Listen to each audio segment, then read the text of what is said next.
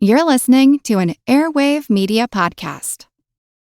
If you're chasing data down instead of seeing it in one place, you need the Intuit ERP. Intuit Enterprise Suite. All your data in one place with built-in AI for real-time insights. Learn more at intuit.com/ERP. Your favorite local grocery stores like Kroger, Ralph's, Fred Meyer, and more are now delivering on Uber Eats. Get 40% off your order of fresh, quality ingredients. Whether you just got home to an empty fridge or suddenly got a craving to whip up something new, you can get everything you need delivered in as little as 25 minutes. Get 40% off your order with code Kroger2026. Plus, members get $0 delivery fees. Order now on Uber Eats. Orders of $30 or more save up to $25. Ends 4/30/26. See app for details. This episode is brought to you by our Patreon members. Thank you so much. Join our Patreon for extra episodes, interviews, extra content, and to help support the podcast and help us continue to do the work we do. Go to patreon.com/ancienthistoryfangirl to learn more. Because murder, keep it in the family. It is peak Visigoth.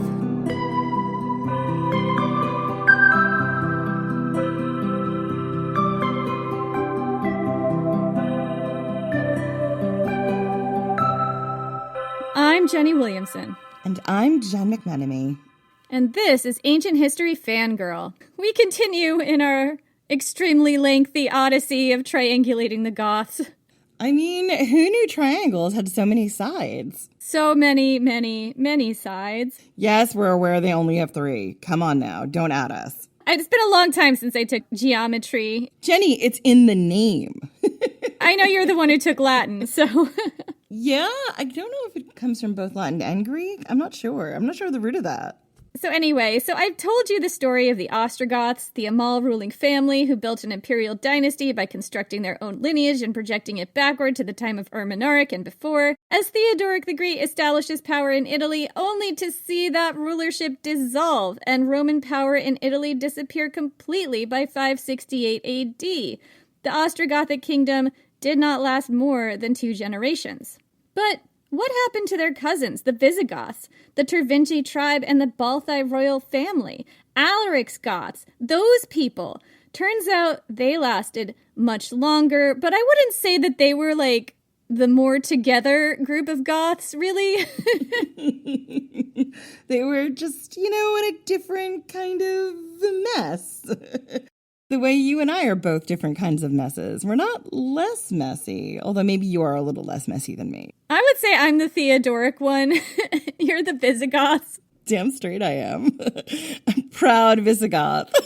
This doesn't bode well for my longevity. That's all I'm going to say. So, we told the story of the beginning of the Visigoths with the Gothic refugee crisis and the Gothic wars of 376 to 382 AD. It was these people, frustrated by heavy conscriptions, immigrant tensions, and thwarted ambitions, who followed Alaric in the sacking of Rome. In 418 AD, about 8 years after the sack of Rome and Alaric's death, his Goths relocated to Toulouse, a region near the border between France and Spain, as part of a settlement negotiation with Honorius, the Roman emperor at the time, who really wanted these people to go away. Honorius gave them a resettlement agreement like Valens before him. The agreement was that the Goths could stay together, but they had to pay heavy taxes and conscription to the Roman Empire. This was more or less the agreement that caused Alaric's Goths to rebel in the first place. It is history repeating itself. It was to Honorius' benefit to put the Visigoths where he put them. Honorius used the Visigoths in Hispania to clear out or gain control over hostile tribes in the region, and then enlisted them to keep the peace and collect the taxes. The region Honorius gave the Visigoths was called Galla Aquitania, where the modern region of Aquitaine is today in southwestern France. This was the beginning of the Visigothic kingdom. By now, these Goths were being called Visigoths, differentiating them from the Ostrogoths.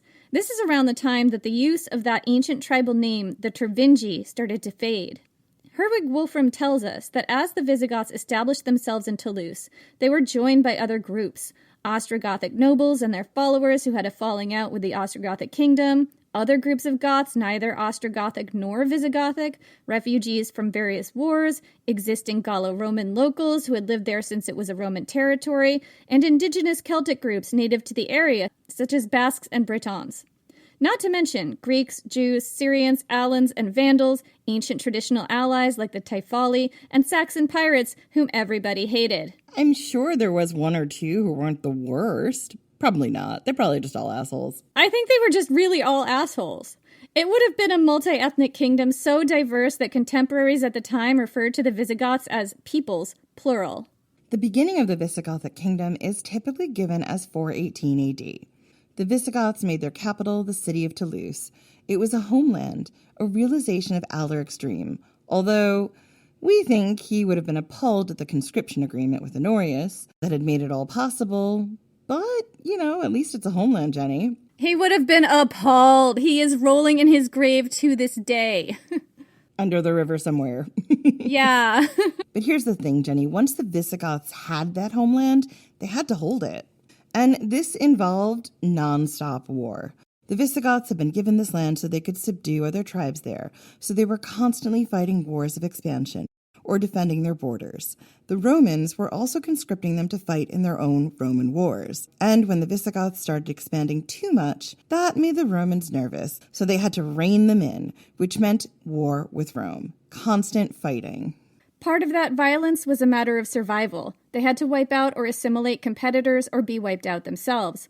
Part of it was probably cultural, going all the way back to Tacitus. It was a Gothic tradition to war with other peoples. It was how young men established themselves, and this was not at all limited to the Goths in the ancient world. I mean, this was going on everywhere. But some of it had to do with the Romans wanting to hold the Visigoths in a nice, controllable little bubble.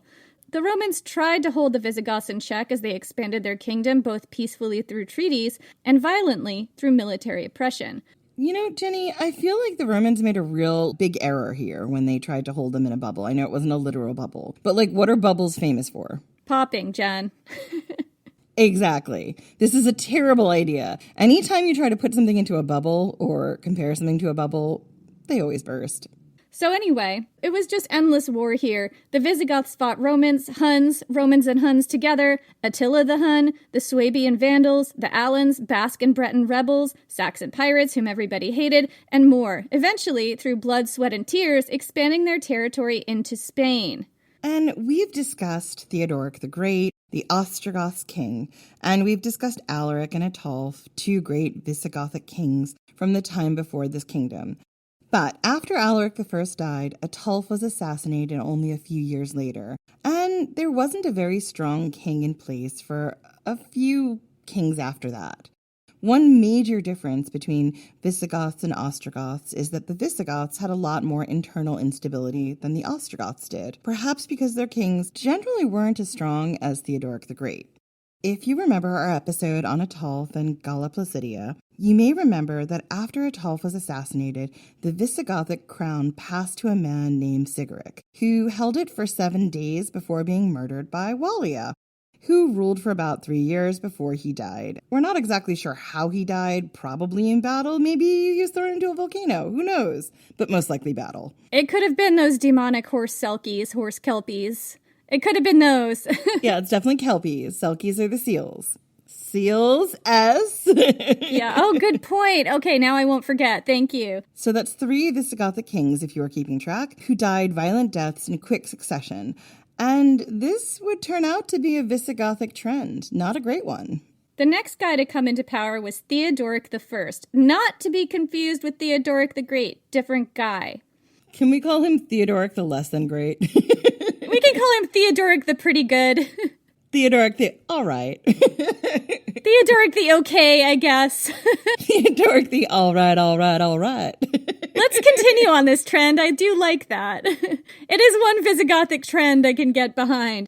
So, Theodoric the okay, I guess, came into power in 418 AD, just as the Visigoths were being settled into their new kingdom. His reign lasted 33 years. He was the first breath of stability the Visigoths had since the death of Alaric. Theodoric the Okay spent a lot of time trying to expand his kingdom and secure a strong foothold in Hispania, often exploiting Rome's wars with other groups to find opportunities. See, if the Romans are making war with somebody else, that is an opportunity for you, if you want to get spicy, right? Frequently the Romans, sometimes with the help of the Huns, would beat them back. Theodoric the generally mid is interesting because he gives us a tiny glimpse into the family life of Alaric I.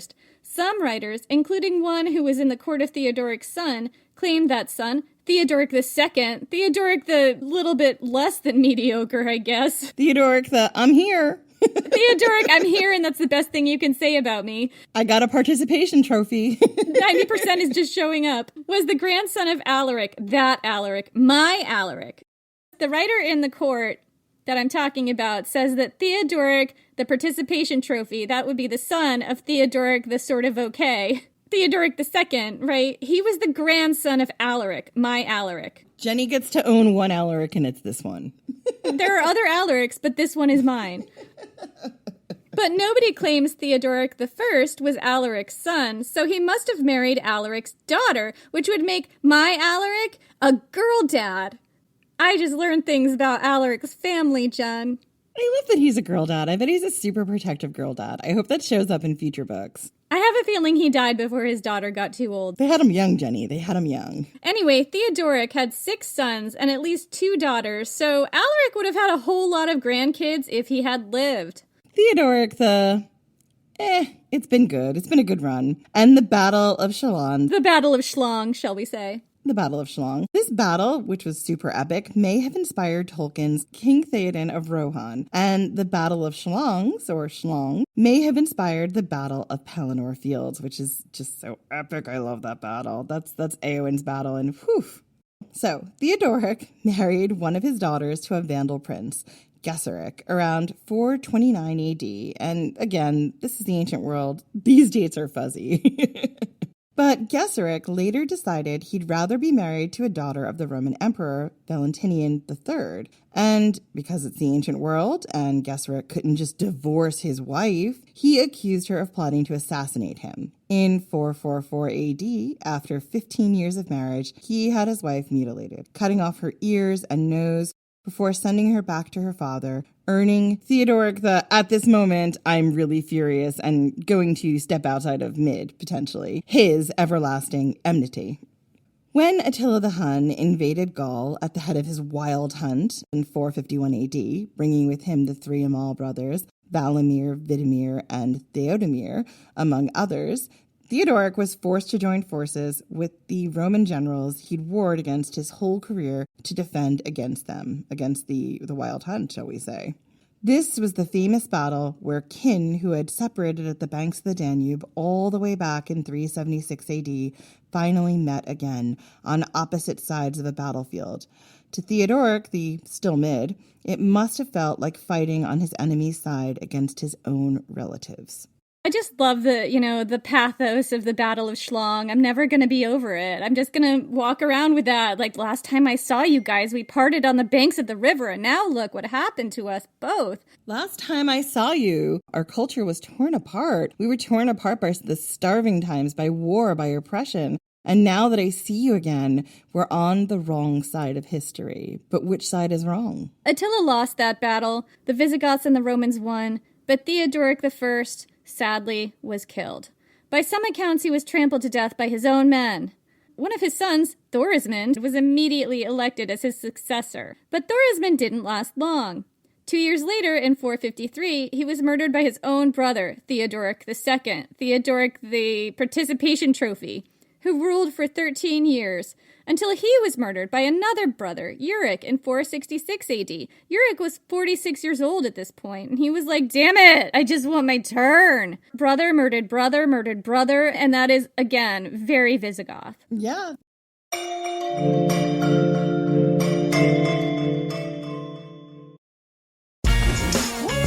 Refreshing wild cherry cola meets smooth cream. The treat you deserve.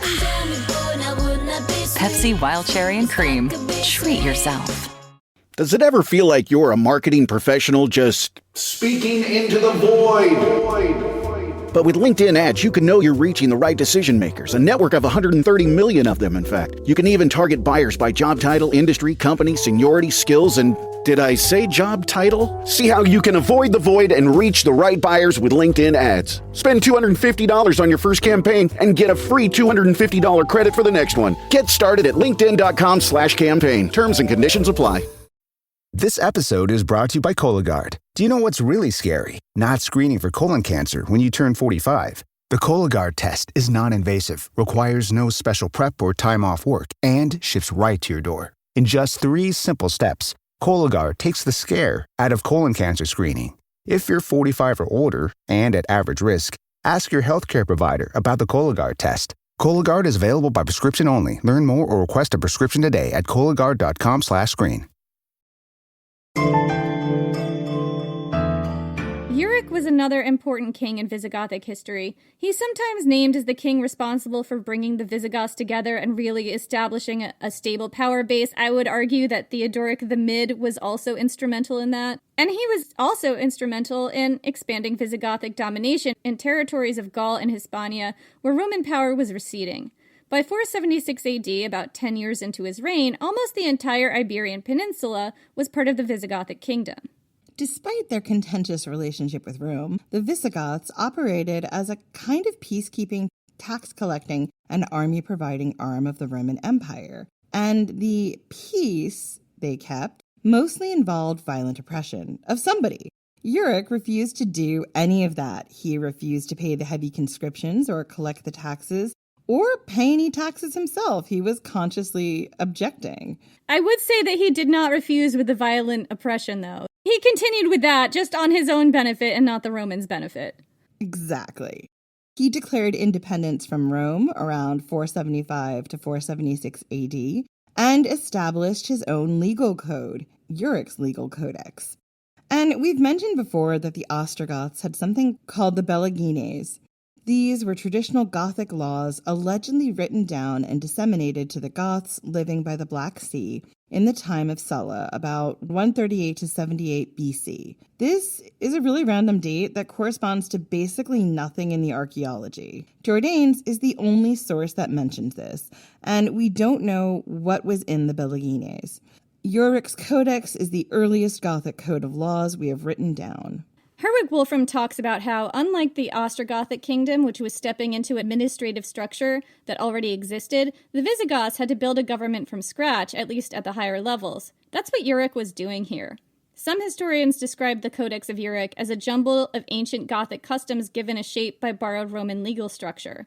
Others believe that the law was mostly based on older Roman laws with few Germanic components, and thus indicates how completely the Goths had been Romanized by this point. As a researcher trying to piece this together, it was very difficult to figure it out, so I basically just threw up my hands and was like, I don't know. It is hard to tell. I have no idea. Anyway, so, as someone who is completely uninformed, what can I piece together about what life was like in King Uric's Visigothic kingdom? While the picture isn't completely clear, what we get, or what I got, is an image of a heavily divided kingdom. The laws address only 2 groups. The Romans, Romani, that's how they were referred to in the laws, and the Goths, or Gothi. The laws apply mainly only to the Gothic nobility. Similarly to the Ostrogothic kingdom, these 2 groups were treated very separately and legally very differently under the law. The Codex of Uric treated Goths and Romans differently, as we mentioned, and mainly applied to Gothic elites. It is heavily concerned with the handling of border disputes, especially those arising between Gothic landowners and Roman ones. There were also laws governing lending, purchasing, succession, and marriage. One key factor was that the Goths and Romans were not allowed to intermarry, which kept the 2 groups from integrating and exacerbated cultural schisms. At some points, the penalty was death.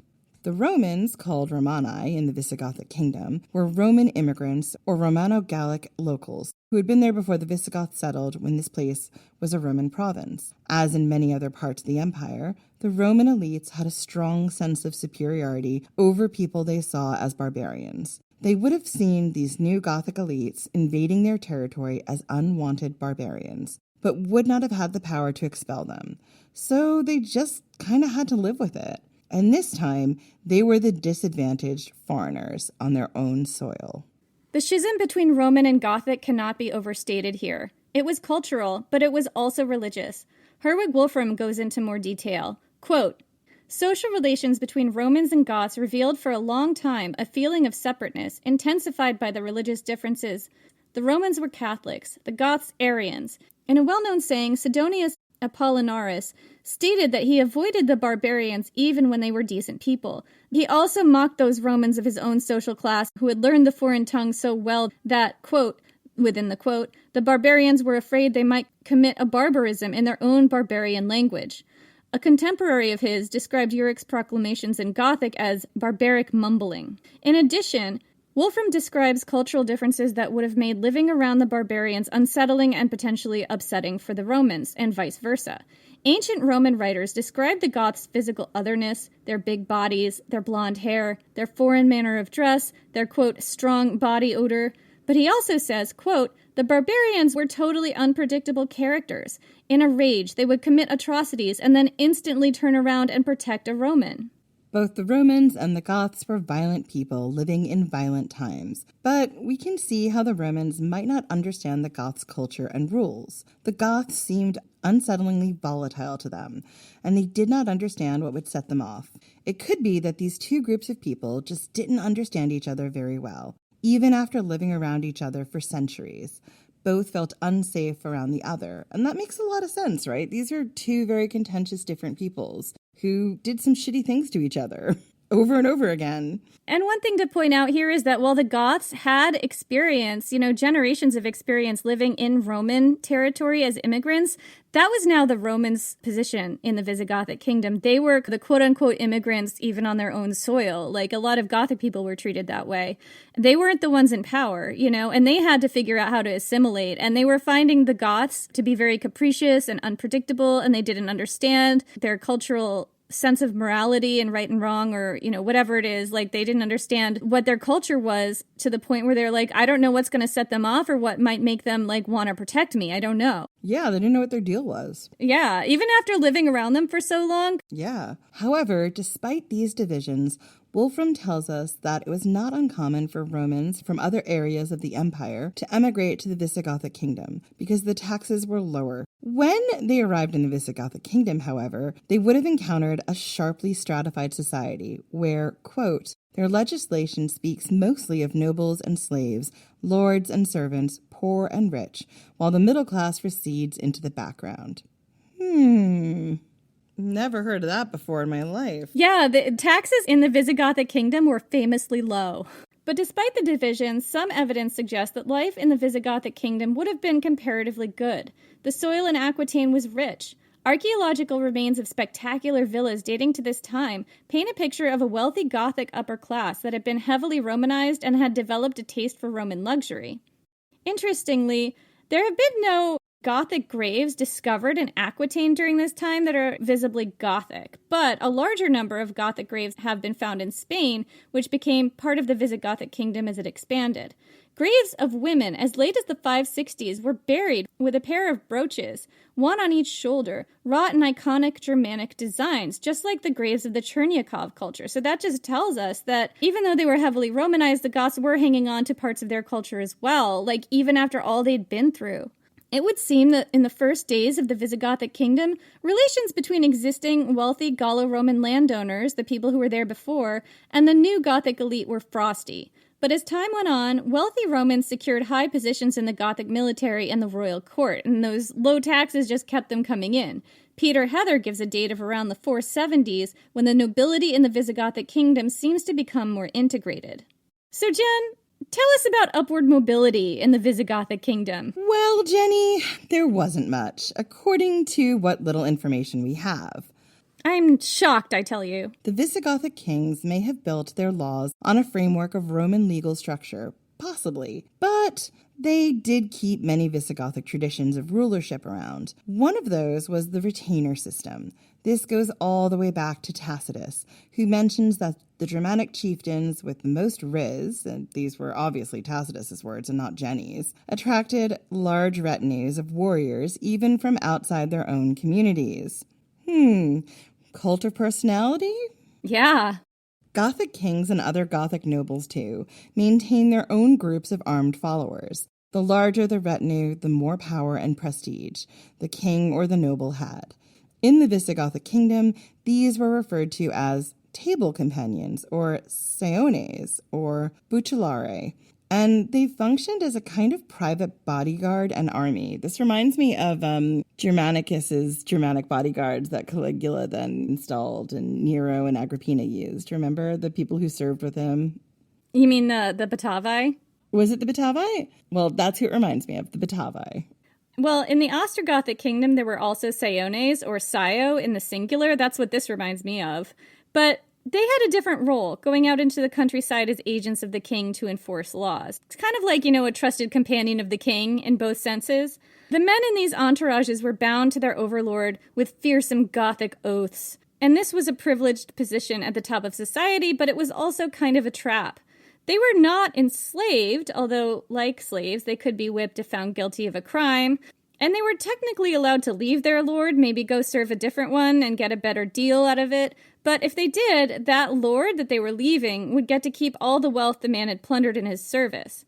That could include silver and gold, precious metals, grain and other foods, weapons, boots and other necessities, even slaves. Yeah, so this was something you would only do if you really hated your lord and were like, fuck it, I can't do this anymore. Or maybe you were really young. Like people who were kind of like settled into the system, I can't imagine they would leave. Only if there was just absolutely egregious abuse. And I think even if you were young, you wouldn't really be able to do this easily because this was true down 2 generations. So if you were young, your grandfather and your father was part of this lord's retinue, you might still owe your allegiance to that lord's descendants, and the same rules still applied. So moving among retainers was extremely rare. Most fighting-aged men who were of a certain class, like warrior class, were stuck in one of these retinues. Uric's son, Alaric II, was born in 458 AD. In 484, at roughly the age of 26, he took over as king. He was the one who married Theodogotha, and he expanded the Codex of Uric in 506 AD. His version was called the Breviary of Alaric. These names! I know, aren't they silly? They're so wonderful and so silly. I love the names involved in this because some of them remind me of something in Tolkien, and that's where he gets it from. Like, it's this old, all that stuff. And while the Codex of Uric applied mainly to Visigothic nobles, Alaric's laws also applied to Romans living under the Visigothic rule. Alaric II was killed in 507 AD, fighting the fearsome Clovis I, king of the Franks. When he died, his kingdom was engulfed in chaos. He had 2 sons, Gesalic, an adult who was illegitimate, and Alaric, a legitimate son who was only 5 years old. He's 5! Definitely not 11. So we know the end of this story, as Jenny hinted at. Theodoric the Great, Alaric's father-in-law, had to fight his way into his kingdom and take it over. But before that happened, the Visigothic nobles voted for a successor. These are people who expected to be able to vote for their king. This was like one of their sacred things. And the king that they chose was Gesalic. He would have been about 27 years old. And he turned out to be a disastrous prick. Shocker. I love it. It's a pick, but you said prick, and that also works. Is that okay? No, that's fine. I'm going to keep it. So, Gesalic the disastrous prick made a series of disastrous blunders, including having important Gothic nobles executed and standing by when the Burgundians sacked his capital, Narbonne. People hated this guy. Eventually, he fled to Barcelona, and his grandfather, Theodoric the Great, deposed him. Theodoric then ruled both the Visigothic and Ostrogothic kingdoms until Alaric was old enough to rule because Theodoric the Great was wildly competent, okay? And stretched quite thin at this point. Alaric took power in 522 AD at roughly the age of 20. Clovis and his Franks continued to be a problem, threatening his kingdom from the north. Probably to neutralize this threat, Alaric married Clotilde, Clovis's daughter. However, it turns out Alaric was also a disastrous prick. Runs in the succession line. Shocker! He was controlling and abusive and a religious fanatic who heavily pressured the Christian Orthodox Clotilde, possibly Catholic. I've also read Orthodox. I just did a quick Google. She is apparently a saint, shocker, and she is venerated by the Eastern Orthodox Church and the Catholic Church and Lutheranism. Interesting. So we actually still don't know what she was, but she is a saint. Fascinating. I mean, probably Catholic, maybe Orthodox. I don't know what the Orthodox would have been at this point, but yeah. She was not Arian is the point, but she was Christian. Alaric was heavily pressuring her to convert to Arian Christianity, which was Amalric's religion. Clotilde refused, and Amalaric got nasty about it. According to Gregory of Tours, Amalaric ordered people to throw dung and, quote, various stench, whatever that is, on Clotilde when she went to church, and he beat her so badly that she sent a blood-stained handkerchief to her brother Childebert, king of Paris, to prove how bad things were, because otherwise I guess he just wouldn't listen to her. Childebert was so pissed off that he made plans to invade Spain.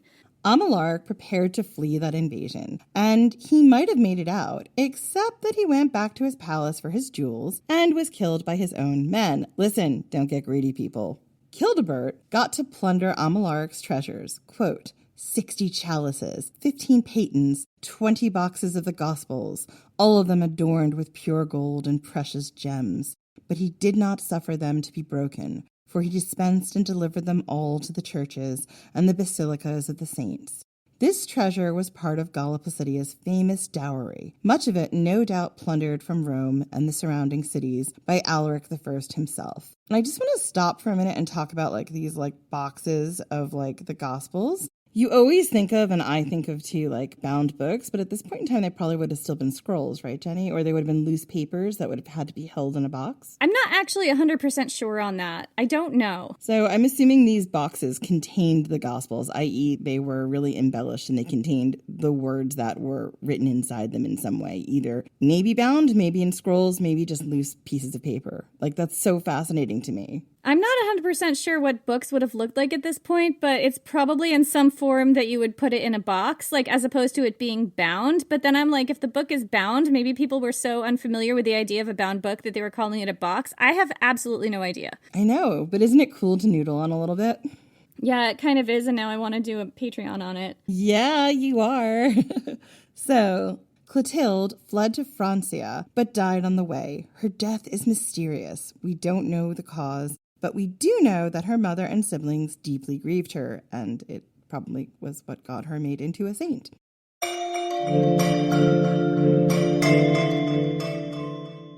Hi, this is Jen from Ancient History Fangirl, and I want to tell you a little bit about my podcast co-host and dear friend Jenny Williamson's debut novel, Enemy of My Dreams, which is now available for pre-order in hardback, ebook, and audio download. In the last days of the Roman Empire, a desperate princess and a brutal Gothic warlord forge a dangerous alliance. Julia, only daughter of the Emperor of Rome, lives a life of excess and hedonism. She revels in all of it.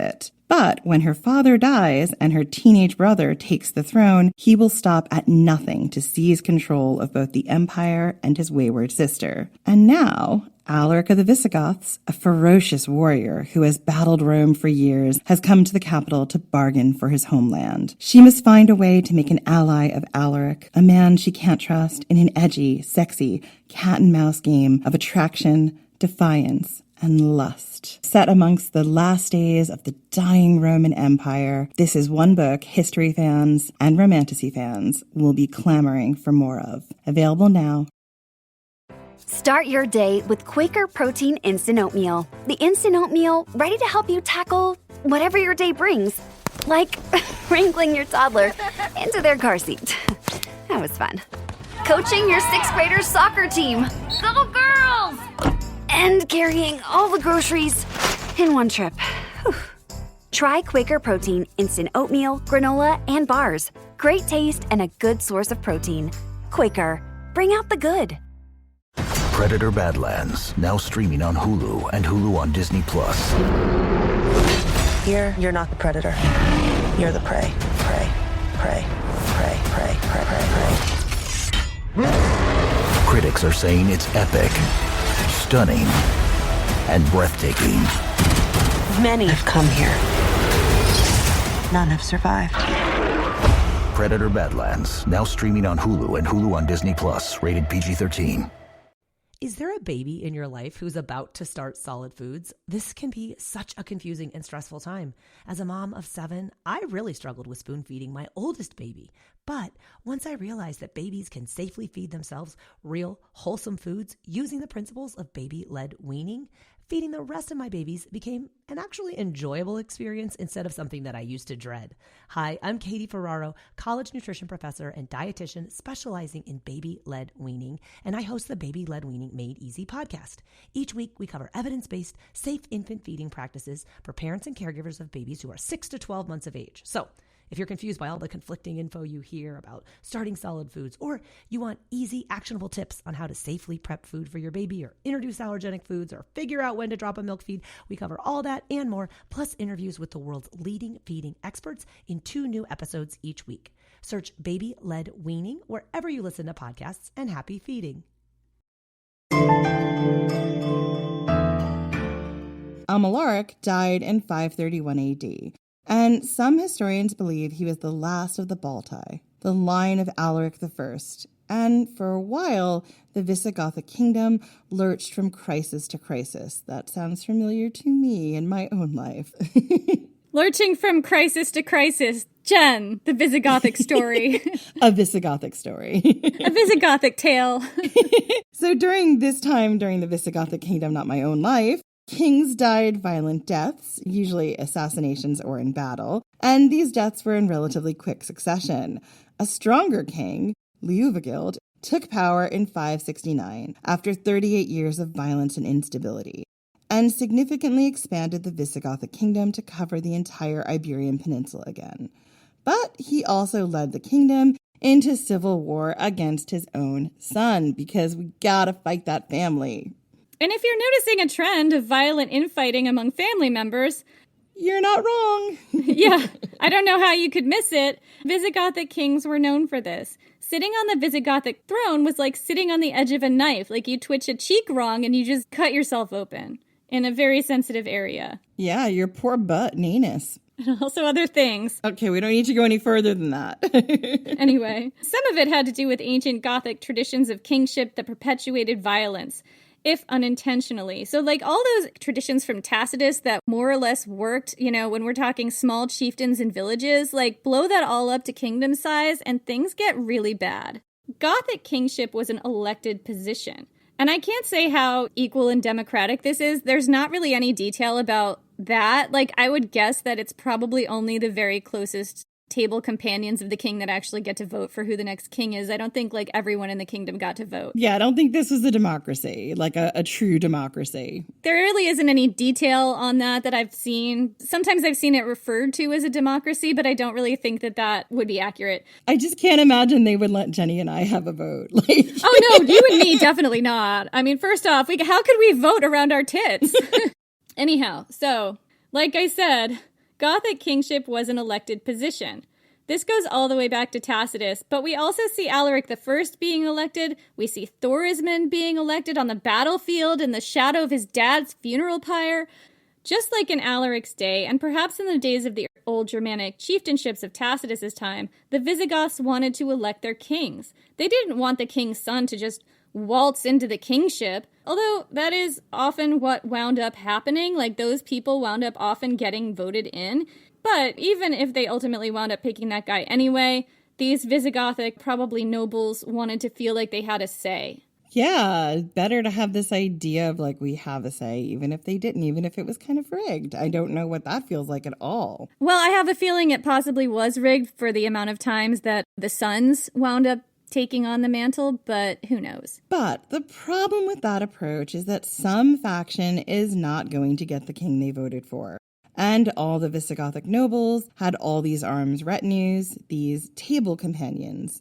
Unlike the Romans, the Gothic kings did not ensure that the only armies in their kingdom were loyal to them alone. I mean, remember, the Romans learned this problem just after Julius Caesar, shall we say. They didn't let you have a personal army come into the city of Rome. The government, to maintain power for good or ill, is supposed to take the privilege of violence for itself. Like, only the state can enact violence. Yeah, you're not supposed to have a personal army. That doesn't mean that didn't happen sometimes. We definitely see instances of people having personal armies, but, like, there was a sort of crackdown in Rome post Julius Caesar. It wasn't always successful. Yeah, and even prior to Julius Caesar, there were all these laws about when an army could and could not come into the peninsula of Italy and into the city of Rome itself. Like, there were all these sort of magical boundaries. Like, that's kind of what the crossing of the Rubicon was about. Like I said, those laws were quite selectively obeyed. Exactly. An army was a very loose term sometimes. Like, oh, it's not an army. It's just all these armed gladiators who were war prisoners who know how to fight, you know?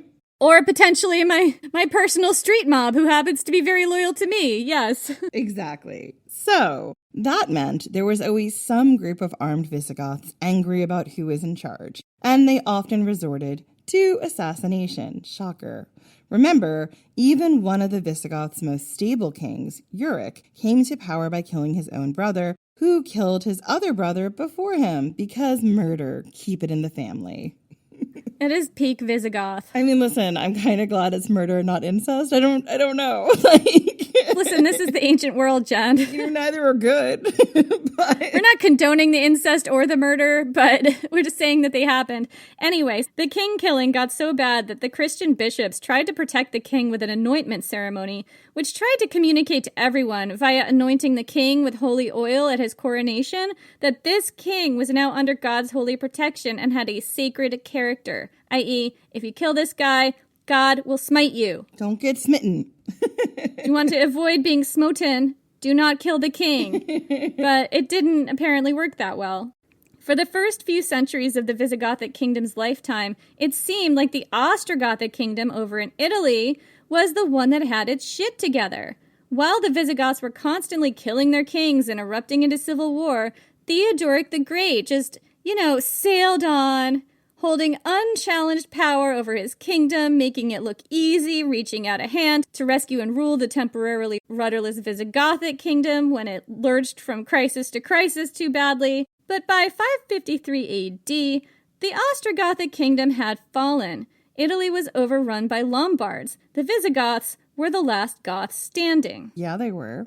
And at that point, 151 years after its founding, the Visigothic kingdom was still racked by division. Those inequities persisted along several lines, by class, for instance, and whether you were Roman or Gothic. But perhaps the most profound schism in the Visigothic Empire was religion. It's really easy for some people to underestimate how violent the religious divisions during this time could be, and how violent Christianity was in general. Early on, Christians were seen in many areas of the world as suicidally fanatical terrorists, and that's not untrue based on what we know of the history. It was Christians who burned the Library of Alexandria and murdered the scholar Hypatia in Alexandria, and I am still salty about that. As are we all. It was Christians who destroyed the vaunted Temple of Athena in Palmyra, and it was Christians who had a hand in destroying the Temple of Artemis at Ephesus, as well as other temples and holy sites, first on the borders of the empire and then at its heart. It was Christians who drove the last philosophers out of Athens. We talked about Sabas the Goth in the last episode, who insisted his guards execute him even though they were willing to let him go. And I feel like this is a quality I picked up in stories of saints where it's like, well, I guess we'll let you go. All you have to do is just this one thing. And they're all like, no, execute me, I shan't. And to me, this always seemed extremely performative as a non-Christian child. I'm not saying they were all like that, but Sabas the Goth is quite a bit like that. Yeah, and I do think having grown up on the opposite, it's like to believe in something so strongly, to believe that, this is the way forward and this is the only way forward felt, growing up quite indoctrinated, like that is the only choice you have to make. I guess you have to kill me. There are other solutions to this problem. And also, like, many other consequences to dying. Like, we've looked at people who have sacrificed themselves in this way, who leave behind families who starve because they're not there to provide. Sometimes it's kind of like this sort of grandstanding choice that leaves wreckage in its wake and that is ultimately quite selfish. At least that's how it seems to me. I think looking at it from the outside, it does feel that way. I know when I was more of a practicing Catholic, it felt like, this is what you're being called to do by your religion, so you do the thing.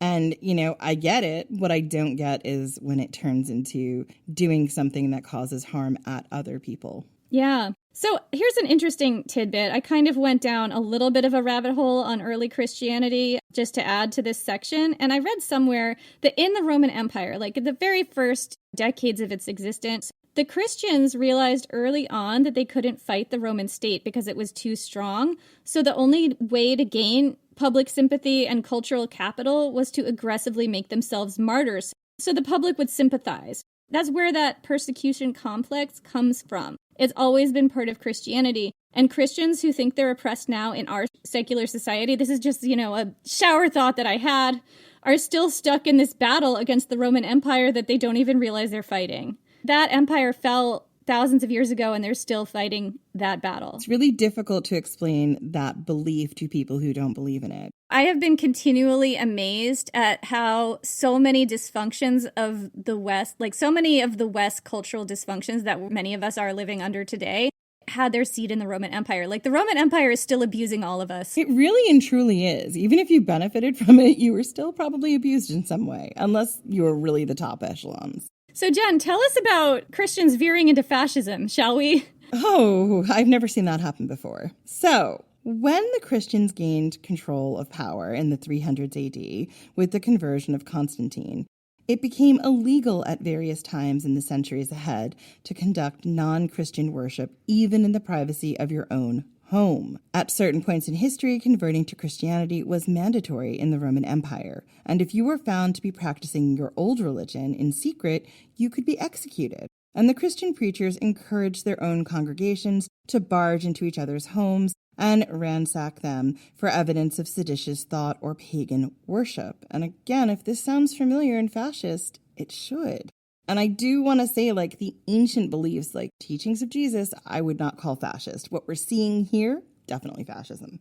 Absolutely. Like that desire for just control over not just people's behavior, but their thought patterns. Organized Christianity, not necessarily what Jesus taught. Not saying it's what Jesus taught, but I would say that what Jesus taught is extremely far from how we see Christianity practiced in most places today. 100%. 100%. Not saying everywhere, in every sect, but like frequently. I don't think we can deny that. Oh, we cannot deny it. It's really difficult for me. A few years ago, I read Philip Pullman's The Good Man Jesus and the Scoundrel Christ, which is kind of about this duality of like what Jesus preached and what actually, gets carried out in his name. It is one of the things that always made me think, it's like, yeah, as someone who is a lover of like literature and the word and mythology, like it's hard to look at the stories as they're written down of like what Jesus did and make sense of how far we've taken it in a different, usually quite far from what he wanted direction. And, I feel really strongly that like there is some good there, but a lot of times it gets blocked out by the hierarchy and the inherent fascism and patriarchy in that. They were justifying this behavior as all of it being done for your own good. John Chrysostom said, quote, "Just as hunters chase wild animals, not from one direction but from everywhere, and cast them into the net, so too together let's chase those who've become wild animals and cast them immediately into the net of salvation. We from this side, you from that." And that's super important to Christianity. Like the early Christians in general, and even Christians today, believe that they want to spread the word of God and Jesus the way they see it because it is for your own salvation. They are worried about your soul. They are not worried about your life. They're not worried about your desire. They're worried about what they believe is right. Yeah, and I think that for me, right, as an outsider to all this, I was not raised Christian, and I currently live in a country that's being dragged toward fascism by Christo-fascists. Like, the idea that you can do anything to anybody as long as it's to protect their soul is just one of the most insidiously violent ideas that justifies anything. I watched a documentary about this, or it might have been a podcast episode about some Christian group where there was sexual abuse going on. And there were a lot of people who enabled it because this person was such a respected preacher and he saved so many souls. The thinking was, well, do you want to just make it so that nobody gets to hear his preaching? People don't have their souls saved? Like, is it really worth it to like drive this person out of our community and stop this abuse when he's saving so many souls? So like in their heads, that's what they're weighing is like sexual abuse over here versus torment that goes on for infinity. And of course, if you're thinking of like eternal torture forever and ever and on to infinity, then you can do anything to anybody. There's nothing that you can do to someone in this life that is outweighed by that, which is why it's so violent. Yeah. And I mean, look, you can't look at the Catholic Church and the sex scandals that happened and not see that that is also there too, right? I'm sure it's, in all different branches of Christianity, we've seen this problem with this power dynamic where you have people who are preachers or who are in charge in some way. I mean, you even see it with nuns too, where they enact abuse because it is kind of baked in, the protecting of someone who is doing something bad because they're also doing something good to save the souls of every person. I do think that it is part of the system that you're seeing being created here at the very foundations. Yeah. If you think that this is not being applied in America right now, with people thinking it's okay to dismantle democracy as long as we're saving souls, and by saving souls, we mean opposing a surveillance state where we monitor everybody's thoughts and deeds and just make sure that we're throwing all the wild animals into the net. That is what is happening right now.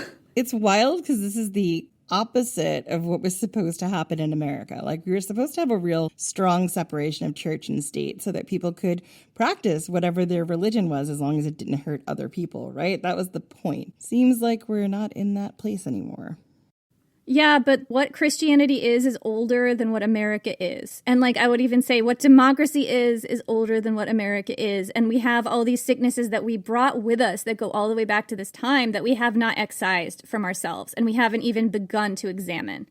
Anyway, I just had to get that off my chest. You can see hints of this intolerance at work in Rome when Alaric sacked it. At that point, any pagan religious worship was illegal and severely punished. In general, throughout the Roman Empire, a lot of Christian Romans suspected that Arian Goths, who were recent converts to Christianity, were faking it and practicing their old religion in secret. But it wasn't just an othering belief. This was a real threat to the Goths' safety.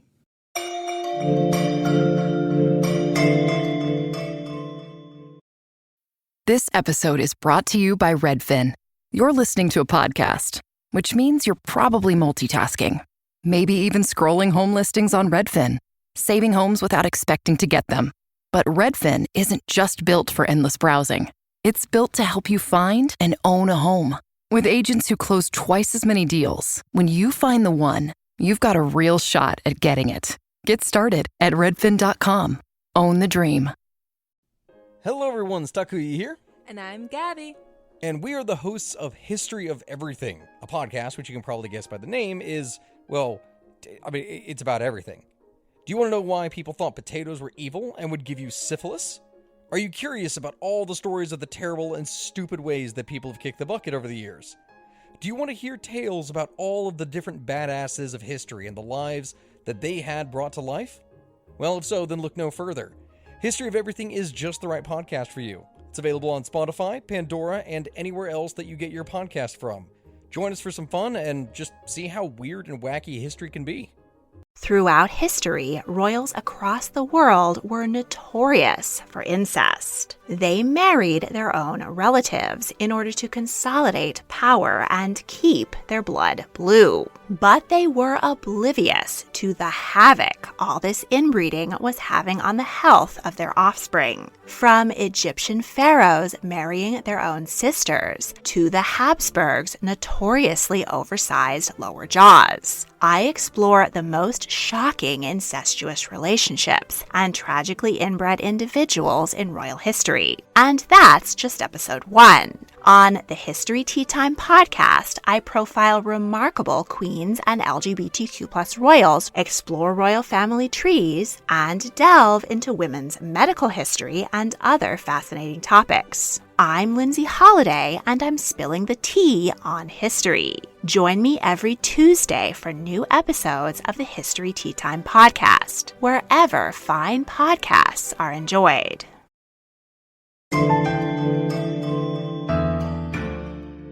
So that was the environment that some of the Goths came up in, the ones who lived in Rome, at least. But the Goths were Arian Christians. And Arian Christianity was, theoretically, a little more tolerant than the Catholic version that the Romans eventually chose. The Catholics were, at least they have a reputation in the ancient sources of being much more intolerant than the Arians. But this picture is incomplete. In the Visigothic kingdom, Arian Christianity could also be highly intolerant. We saw this with Amalric's relationship with Clotilde, who refused to convert from, Catholic, Orthodox, I'm not sure, from whatever she was, to Arian Christianity. She was also Christian, to be clear, but she just did not want to convert to that one sect. And we also see it in the laws. And one example is how the Visigoths treated the Jews.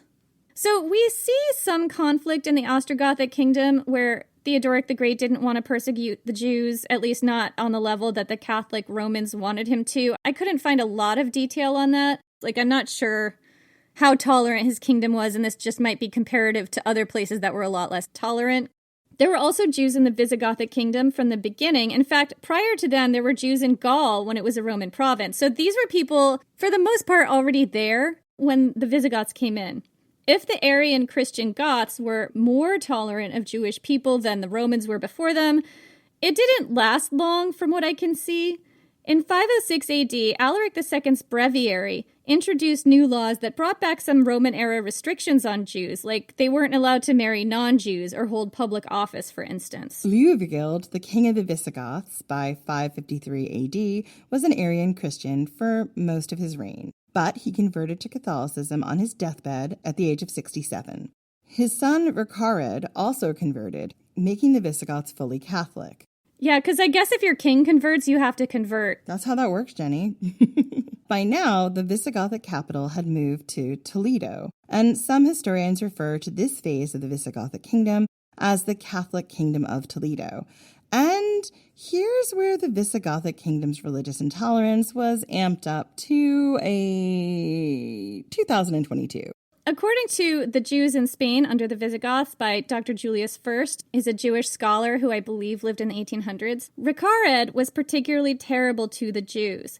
Some things he made illegal in his kingdom include, quote, I'm quoting from Dr. First's article, quote, offending against the Christian faith through words or deeds, or to withdraw themselves from its confession through flight from the country. So they weren't allowed to say anything bad about Christianity. Can't possibly think of what this might remind me of at all.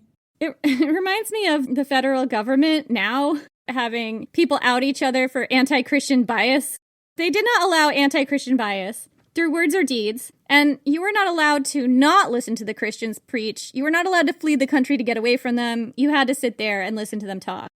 That was the law, from what I can tell. Continuing the quote, those who remain Jews, in despite of all their sufferings, he interdicted, which means forbid, the celebration of Passover, the Sabbaths, and other festivals in the customary manner, solemnization of marriage after the custom of the Jews, the circumcision of the children, and the making of any distinction between clean and unclean food.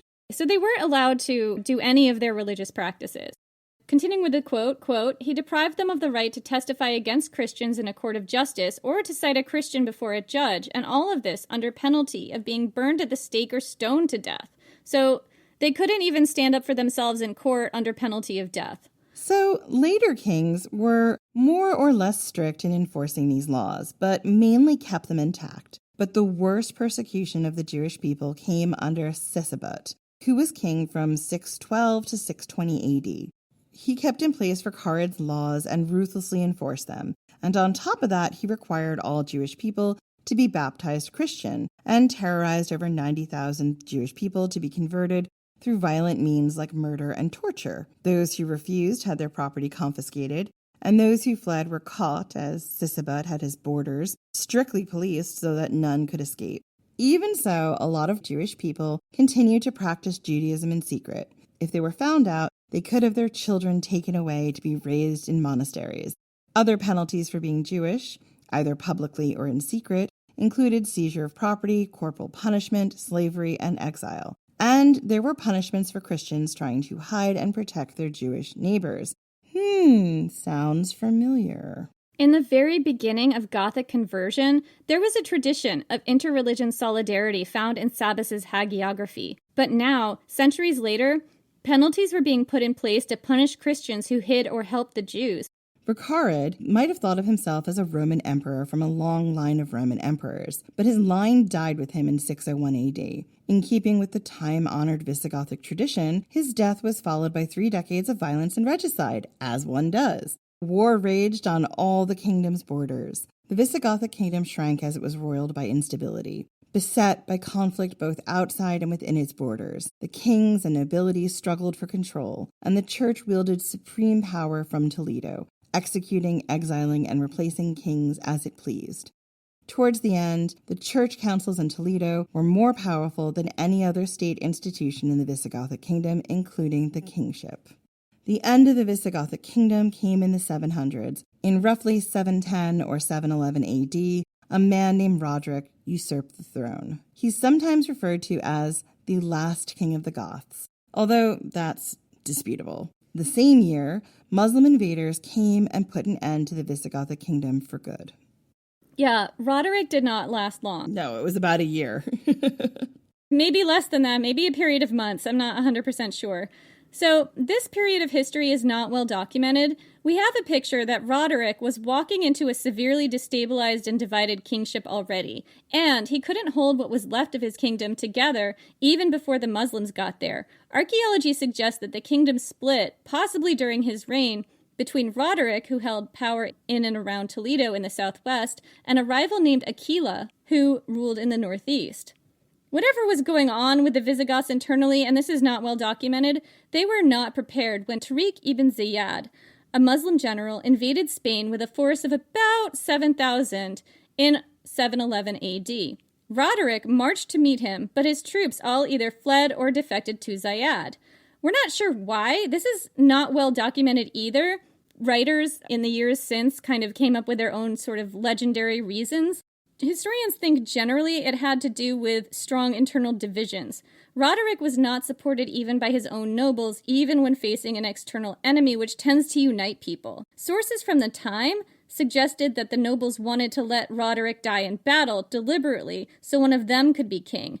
In fact, there are writers claiming that whole wings of the cavalry deliberately stepped aside and just let the Muslims through and sabotage the Visigothic defense so the Muslims could win the battle. And they thought that, they would somehow step into that power vacuum and somehow not be killed by the Muslims themselves. I'm not sure what the end game was here. Yeah, I don't think they were sure either, Jenny. Yeah, I mean, if this is really what happened, they probably just hated Roderic so much they didn't give a shit. So other historians have suggested that Roderic's kingdom was so embattled that he had very few fighting men left after extensive, not well-documented internal wars. Remember, he also had that rival Aquila, and those who remained were mostly unwilling or enslaved conscripts. Anyway, Roderic was killed in battle, along with all his nobles, and the Visigothic kingdom was basically cooked. The Muslims took over Toledo, executed most or all of the surviving Gothic nobles, and controlled most of the Iberian Peninsula by 716 AD. There are many legends and tales that gathered around these events long after it was over. One says that Roderic arrived to do battle with the Muslims in a chariot pulled by 8 white mules, and that after the battle, one of his golden sandals was found in the river nearby. That's very, very religiously coded. Another claims that when the Muslims entered the Visigothic palace in Toledo, they found a sealed chamber that they thought contained the Visigoths' legendary treasures, accumulated over centuries of plunder and the sacking of Roman cities all the way back to the time of Alaric I, my Alaric. When they broke into that room, they found it empty except for the Table of Solomon, which I'm going to do a Patreon about, Jen. The Table of Solomon is that one table made of a single emerald with 365 table legs, one for each day of the year.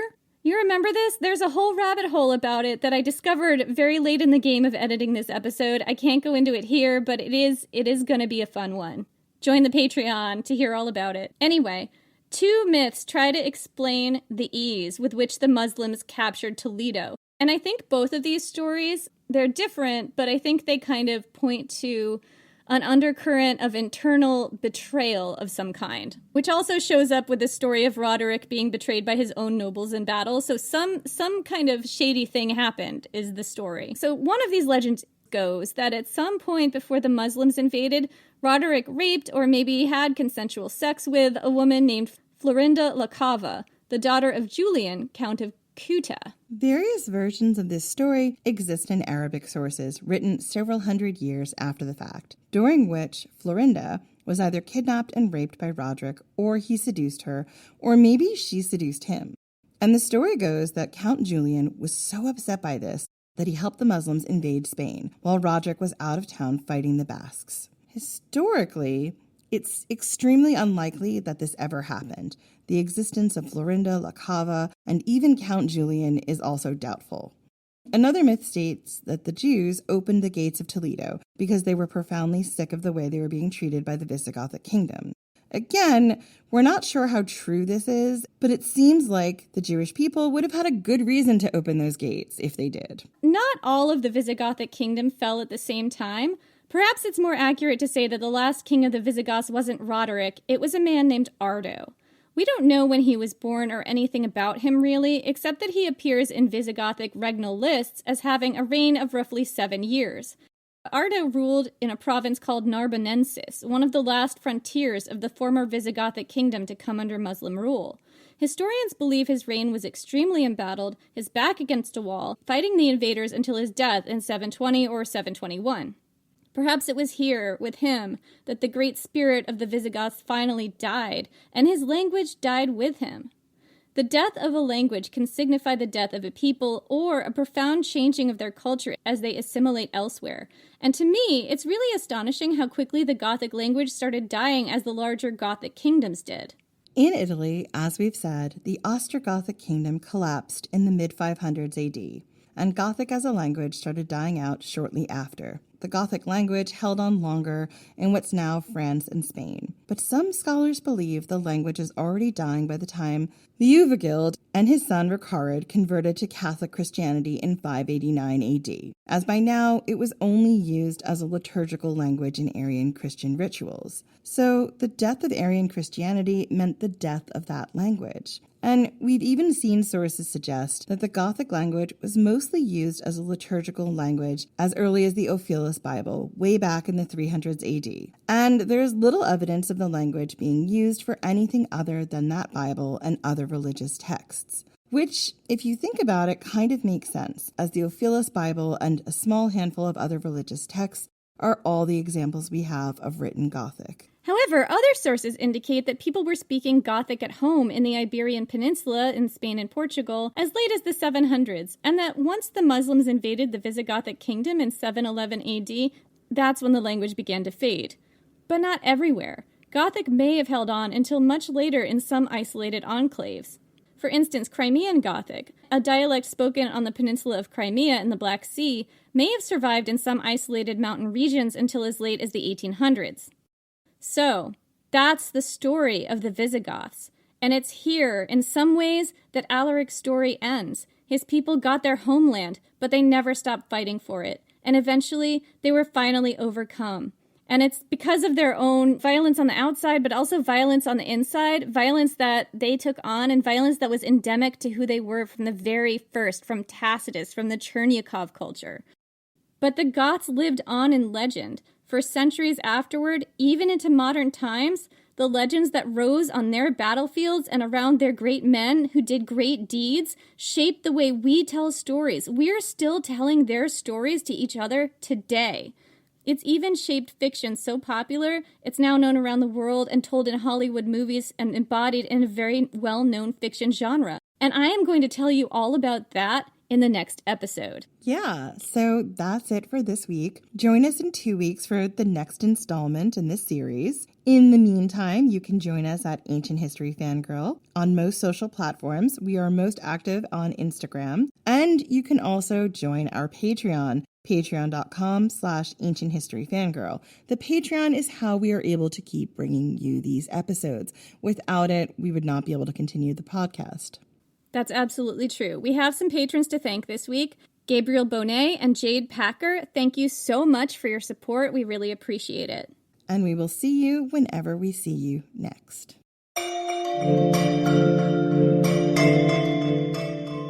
Hey everyone, it's Jen and Jenny here.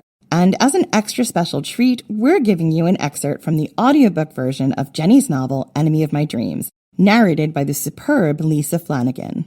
So this excerpt is so fun. Alaric and Julia are just getting to know each other after she steps in to rescue them both from one of those infamous assassination banquets that the Goths were always being subjected to. Their relationship starts out a little adversarial, you might say.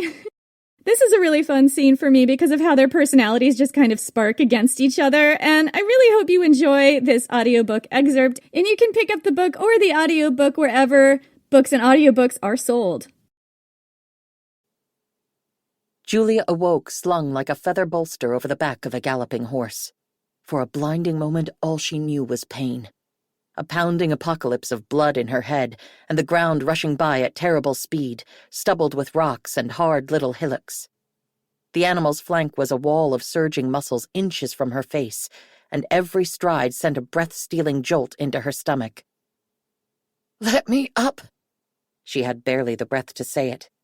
"I can't breathe! Let me up!"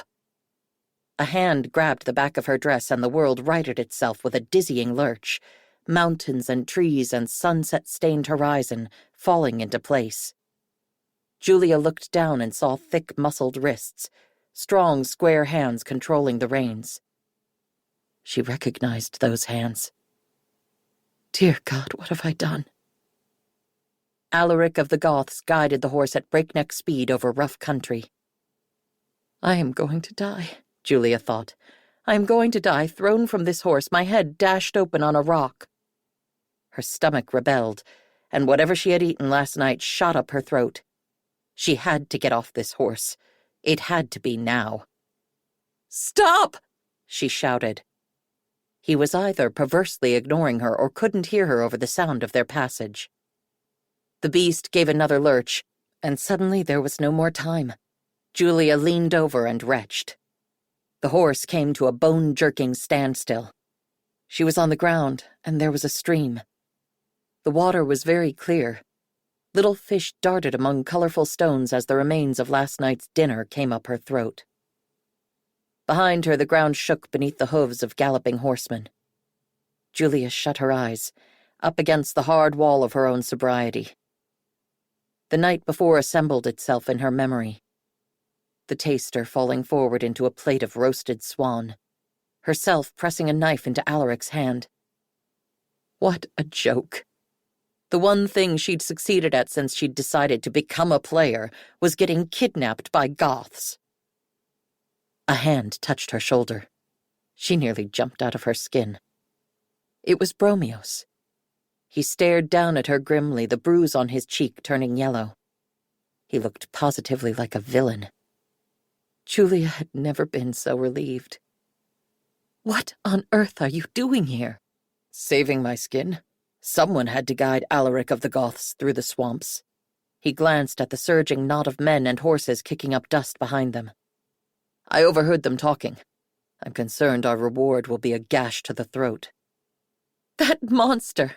I rescued him from that banquet! But what should she expect? Alaric was a lawless barbarian. I will handle him, Julia said calmly. I shall speak to him like one royal to another. Her brother set the bar low. No doubt he'd be grateful simply to have his status honored as king of the Goths. Bromios's expression was carefully bland. I think I'd better do the talking. Then he glanced over her shoulder, his face going pale. Alaric of the Goths stood behind her, leaning on his spear, watching them. His eyes sharp slices of blue beneath heavy lids. With deliberate calm, Julia rose and turned to face the screaming calamity her life had become. She inclined her head regally. I owe you my thanks, King of the Goths. I am in your debt. The polite answer would be to acknowledge that he was equally in her debt, considering it was her quick thinking that had saved his life. He did not offer the polite answer. Instead, his gaze drifted down in a lazy perusal that was nothing short of insolent. She gritted her teeth. He wasn't even pretending at civility now. Bromios shoved in front of her, elbowing her hard in the ribs, and threw himself at the warlord's feet. Please, King Alaric, it was I who led you out of the city through the smuggler's ways, and now I beg that you take me with you. I can be useful. I know all the secret ways from here to the mountains. I can play the lute. I can find you the best wine and opium. Only don't leave my poor carcass here, I beg you. One of Alaric's men wandered up in the midst of this tirade. He was barely taller than Julia, his hair golden, loose, and brushing his shoulders. He and Alaric exchanged a glance as Bromios continued his pleading tirade. The other man said something in rapid-fire Gothic. Alaric's reply was curt. The blonde one spoke in Latin.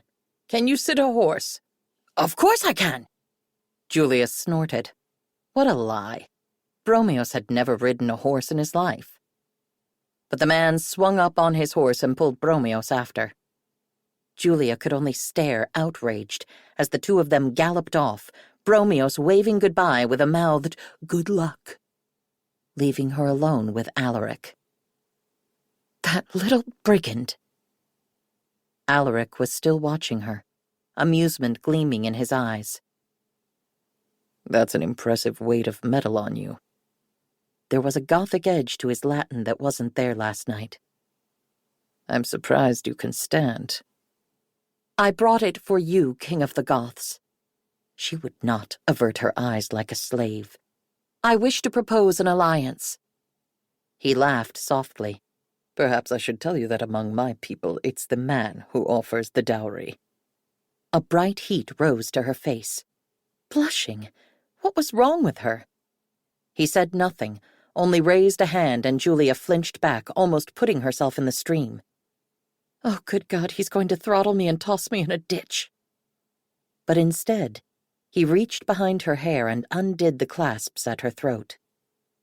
Julia fell utterly silent as he bent to his task, bronze hair falling forward, each brush of his fingertips sending bright shocks down her spine. His fingers were deft at her neck, undoing the clasps of a dozen necklaces, as if he had infinite practice denuding ladies of their jewels. When he pulled back, she was breathless. Your rings. She flushed hot. Oh, yes, of course. She slid off the rings, 7 of them, all heavy gold and delicate filigrees and gemstones worth a kingdom, and gave them into his hands without a thought. Only then did she realize she'd given him her mother's ring, too. There is an opal ring among those you took. I'd like it back. She drew a careful breath. It's worth nothing to you, but a great deal to me. Too late, woman. What's yours is mine now. Consider your debt paid. He grinned rakishly. Ravenna is 60 miles to the southeast. That way, he pointed. Good luck.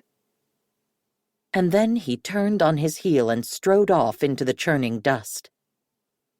Julia stared at him, open-mouthed. This could not be happening. He could not simply leave her here, to be scooped up by some passing patrol. She hitched up her torn skirt and plunged into the mob of men and horses, barely avoiding being trampled to death. She found him holding the reins of that enormous black mountain of a horse, his head bent in conversation with another of his men. A word, if you please, King of the Goths. He turned, and something in his ice-blue eyes made Julia step back. What the hell was she doing?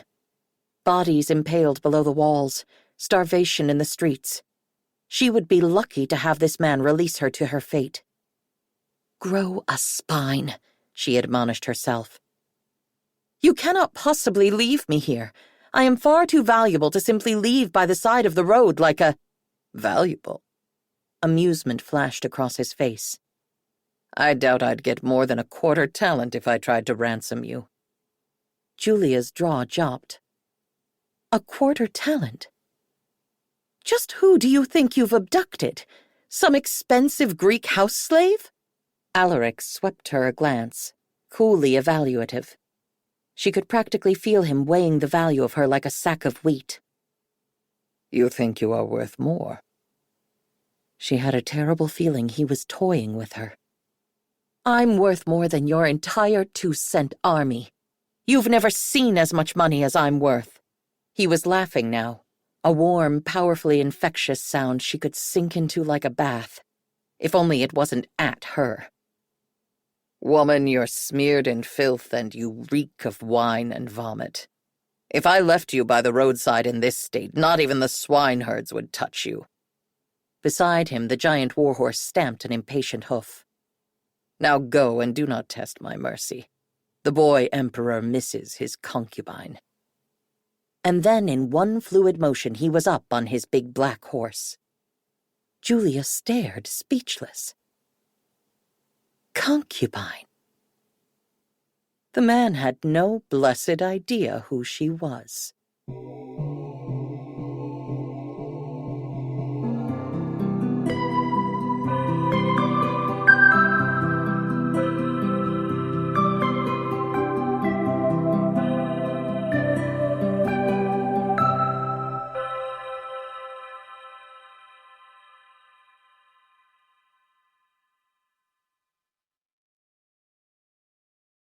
This episode is brought to you by our... No one hates history, they just haven't found the right teacher yet. Or in this case, a nerdy best friend who loves to tell you all about world history, women's history, and weird history. Hi, I'm TK, the creator of For the Love of History podcast, a place for people who want to learn more but don't know where to start, and history lovers who want to break from the mainstream. From rat trials to warrior women, we cover topics from every country and era.